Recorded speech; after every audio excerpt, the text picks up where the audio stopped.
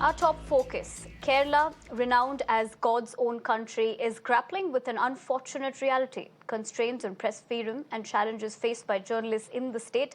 Despite its reputation for pioneering various initiatives, Kerala finds itself witnessing curbs on media access, leading journalists to voice their concerns over reporting difficulties.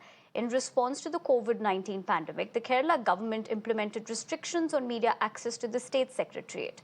And to this day, journalists are required to seek permission from ministers, secretaries, or officials they intend to meet. Now, prior to the pandemic, accredited press cards or recognized media credentials granted unrestricted access.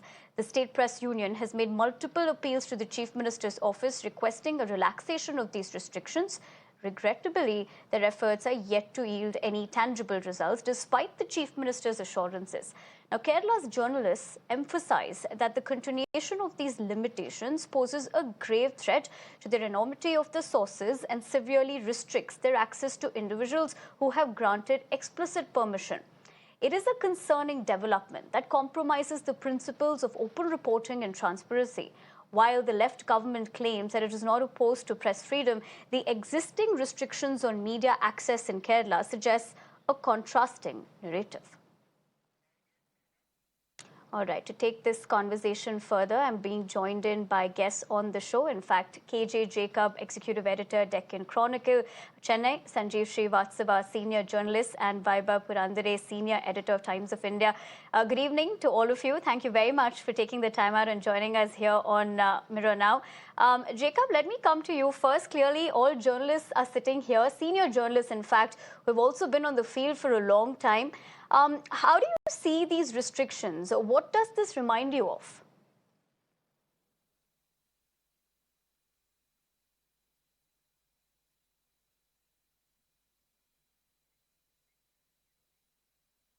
Jacob, if you can hear me.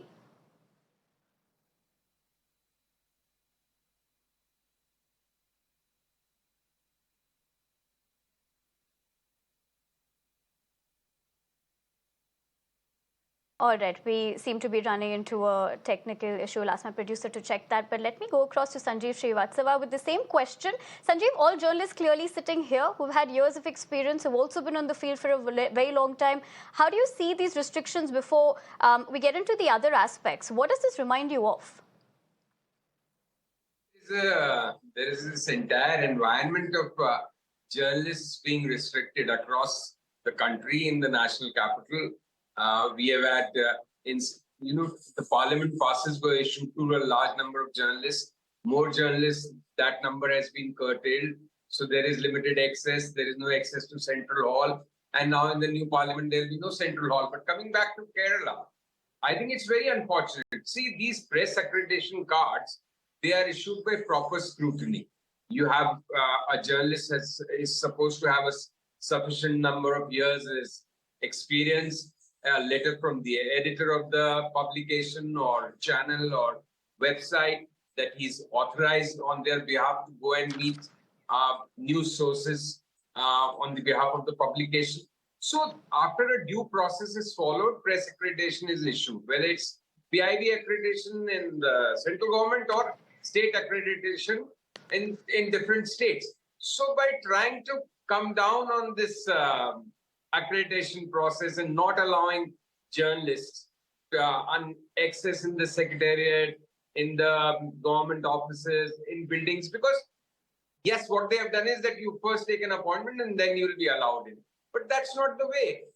We have all grown up as reporters and we could move around the secretariat or the different central government offices, including ministries as sensitive as Home, Finance, Foreign Affairs, and you could really knock those. But I agree that that was a time when there were far fewer journalists.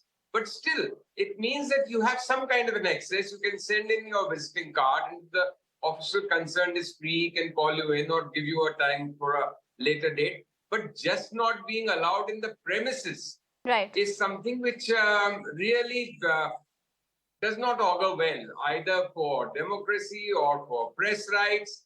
Because, see, the thing is that no government really likes press. They all want to discourage them. And now a pattern has been set across the country. So Kerala is no exception. And communists really don't have a big Right. track record for respecting press freedom or press rights. So they would all like that whatever they want to say is only communicated via the press to the media and nothing else. So another attempt, very unfortunate. Right, Sanjeev, as you make those opening comments, let me also get a word in from Vaibhav. Vaibhav, for the benefit of our viewers, how important is it for a print journalist to go to the Secretariat? TV journalists, of course, have various methods of acquiring information, but for a print journalist, following a specific story, how essential a source of a Secretariat is? If you could break that down into context for us. It's extremely important to have access to different ministries in the government because one gets a lot of information from people in the government, whether it's officials or ministers, or it could even be workers in a particular department who have access to certain files. People want to speak off the record. Everybody does not want to speak on the record. But off the record, journalists get a lot of information. In fact, the best bits of information any self-respecting journalist will tell you are obtained off the record and not on record. So it's important to have access to ministers, to bureaucrats, to other officials in various departments, because essentially it's also about access to information. It's not just about access to news sources. Of course, a journalist relies hugely on sources for his or her stories, but this really goes beyond the gathering of news, because this is about access to information, and the media, the press, represents the fourth estate, and the media delivers news to the wider population, in this case to the people of Kerala and broadly to the people of India. So if journalists do not have access to key information, and if that access is blocked, and if even a valid press card does not work, forget about accreditation. I have a huge problem with this word accredited journalist, because an accredited journalist is a government recognized journalist. And like Sanjeev Srivastava correctly said, no government really likes journalists. They would all like to have curbs on press freedom to one extent or another. But why should we even have accredited journalists except for reasons of security? A valid press card should be good enough to gain entry into the premises of the state government headquarters or the administrative building or any other administrative quarter for that matter. So I think this restriction is unnecessary. It is unreasonable, importantly, because the constitution, the constitutional amendment made in 1951 placed reasonable restrictions on press freedom, but this is clearly an unreasonable restriction. But I'm not at all surprised, because that is exactly what I would expect a CPM government to do. Right, Vaibhav. As you make those significant points, let me get in a word from Jacob as well. Jacob, how do you think this reflects on the state government? Do you think COVID-19 is a mere cover-up? Because in the larger context of things, some sort of a gag, but at this particular point, do you think important stories have also been missed out on? Nothing new the government has imposed in the form of a curb on press freedom. This has been in vogue after the CPM government came to power in 2016, and there was a repeat verdict in favor of them in 2021.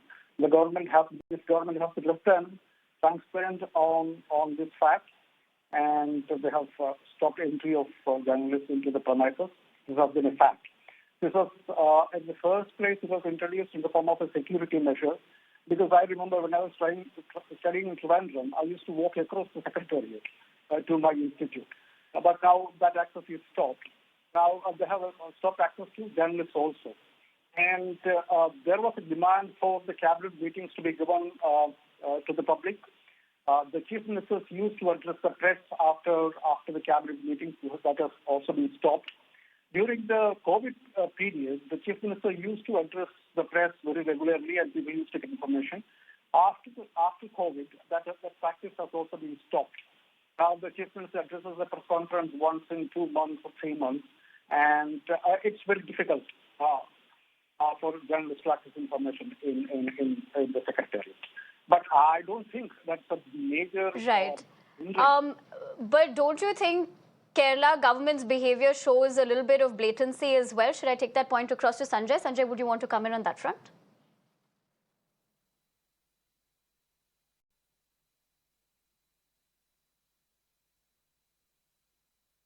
Sorry? Sanjeev, beg your pardon. Yes, Sanjeev, beg your pardon. Would you want to comment on that front? Are you telling me? Sanjeev, yes, go ahead.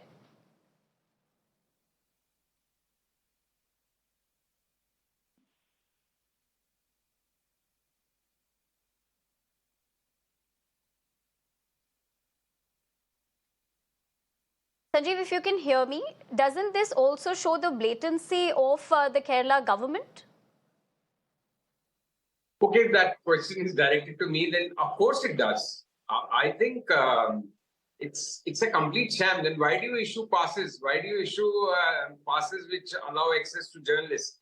The only thing which I would little bit disagree with my friend from Times of India is, with whom I started my career in 1984, is that now, in earlier days when 1951 this Press Act was passed, now there are thousands of journalists literally. So that's the only reason why accreditation has a role to play, but that's a separate debate. I think the Kerala government should immediately withdraw its order, and that's the problem. Now, this news reports, which I was reading a couple of reports on this, they also keep mentioning, and I think you also mentioned in your introduction, that the chief ministers keep assuring the press delegation and happily does nothing about it. So that's just so convenient and pat for them. When they meet a delegation, they can be all democratic, all smiles, all friends. Oh, how is this happening? This will be rescinded forthwith and you'll be allowed access. But none of them really want it. The issue is how the media is, by and large, press is supposed to play a watchdog's role, if not an adversarial role. And that's something which is not palatable with most governments. I can only say that amongst the lot, the Janata Parivar parties and Congress was relatively better off because they had just so many issues amongst themselves that they couldn't really focus on targeting the media. But the communists and the BJP are really just another thing. They really don't, they want to control the media flow. And it's not just important for news stories. Sanjeev, sorry to interject you there, but what else in your past reporting that you remember comes close to this? See, very honestly, I don't think in my reporting years, I faced the kind of situation that most journalists face today. It's a very difficult environment for media persons to speak out their mind, to really report freely and effectively for all sorts of reasons. Management, editors, government pressure. Yes, there was the odd editor who gave us trouble also. And I remember a couple of names which come to my mind. But it will be completely unfair to talk about them who wouldn't like a certain story to go out or be published about people whom they thought would be better off and not targeted. But now it's more systemic. Then it was an individual thing or an odd thing. But now it's very systemic. No government or most government, whether it's the central government or the Kerala government, they would not just like to restrict access. They would also like to just disseminate what they want. So, and the other thing which my friend from Times of India was saying, and I would like to agree with him, is that it's for journalists, it's very important, not just for news stories and to break stories or to do a copy or cover something event or a happening or a major development. Journalists' access to places where policy makers, officials, ministers sit is also very important for them to understand the different, the diverse nature and the complexities of the issue. Because how do you understand things? How do you report effectively unless you understand things? And you can only understand from experts. And experts are there sitting in the Secretariat or different ministries. Right. They are the people who know it all. So it's very important that journalists are allowed access. But yes, because there are just now thousands of journalists across the country, there has to be some mechanism by which you restrict or at least regulate the flow of journalists. You can't have hundreds of journalists invading a secretariat every day. Even in a state capital, there are hundreds of journalists now. Right. So there has to be regulation, but this is curfew. This is on not that note, regulation. Sanjeev, I have to interject you there, but let me try getting in Vaibhav as well into the conversation. Vaibhav, do you think it is only government versus journalists, or is there scope for another entity like the police or press unions? How do you read into that? No, in fact, this whole debate on whether there should be any additional freedoms for journalists has been going on since the time of the Constituent Assembly debates. And it was decided when the Constitution was framed that journalists did not require separate freedoms or additional freedoms. Journalists were only as free as the people of the country. And I would certainly not bat for any extra freedoms or extra rights or extra laws protecting journalists. But journalists should be protected and their freedom should be protected by the existing framework of legislation. I think that is all that we expect. We expect our physical safety to be certainly safeguarded because there are attacks across the country on journalists. I myself have been the victim of one such physical attack. So physical safety of journalists is paramount. Their access to sources is important, and at the same time, access to public institutions, to the entire state apparatus and the state machinery is important, so that they understand, get to know the nuances of policy making and on what is going on in the republic as a whole. So it is very important to do that. We are not asking for separate laws. We are not asking, let me be very categorical about it. We are not asking for any separate or VIP treatment. But yes, protection we need because we are also exposed in a certain way that maybe some other citizens aren't. In the sense that, just to give a Kerala example, a very recent example, a woman journalist has been targeted in Kerala because she has been reporting on a Students' Federation of India member, and she has been intimidated. The government is going after her.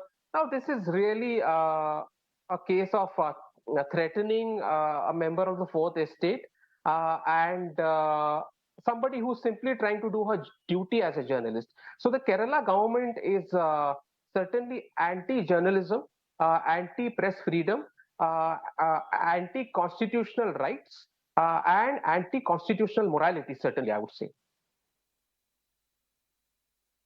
Right. And I think as things stand, there's clearly no law that protects journalists, at least in this present situation. But on that note, I want to thank all three of you for joining us here on Mirror Now and drawing things into perspective. Thank you very much for your time once again.